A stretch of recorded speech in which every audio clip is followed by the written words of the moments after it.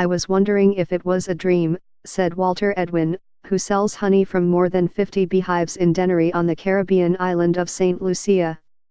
He had just received a phone call telling him to go to the bank for an automatic insurance payout following the major hurricane that struck in 2014.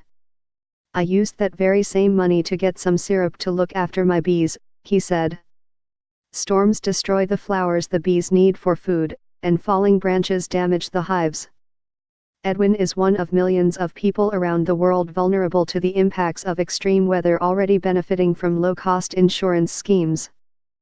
But on Tuesday, leaders at the UN Climate Change Summit in Bonn, Germany, revealed a huge leap in ambition, to help protect 400 million poor and vulnerable people around the world by 2020.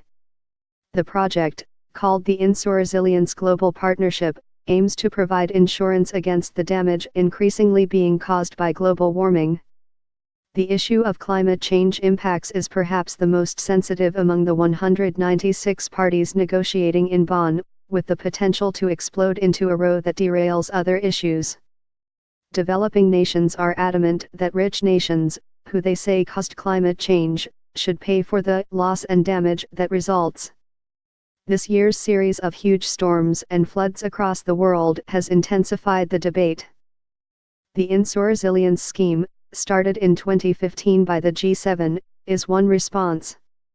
Patricia Espinosa, the UN's climate chief, said, "People devastated by recent weather events and communities vulnerable to climatic impacts are looking to the nations meeting in Bonn for an answer." This new, higher ambition initiative represents one shining example of what can be delivered. Instead of only reacting to catastrophes, we want to shift to planning, preparing, and protecting, said Thomas Silberhorn, a senior official in the German government, which on Monday announced an additional $125 million of funding.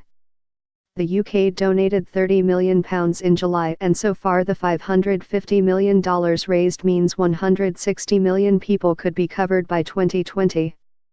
But the scheme, which has now expanded to involve more nations like Ethiopia and Madagascar, insurers including Allianz, Swiss Re and Munich Re, and NGOs like Care International, expects to expand to reach the 400 million target.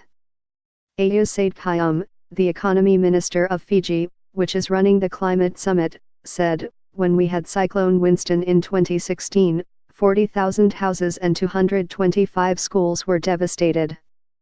We need to be able to get people back quickly to day-to-day living after disaster strikes. But at the moment only 10% of homes in Fiji are insured." Key to the scheme is slashing bureaucratic assessment and claims procedures, with many, like Edwin's, simply paying out when weather data passes trigger points. In September, $55 million was paid to 10 Caribbean countries within 14 days of Hurricanes Irma and Maria wreaking disaster on the islands. The scheme is also active in Zambia, Paraguay, and elsewhere. However, the initiative has been met with suspicion by some delegates in Bonn. It pushes the poor people of the poor countries to pay the insurance premiums from their limited resources, an African diplomat told Climate Home.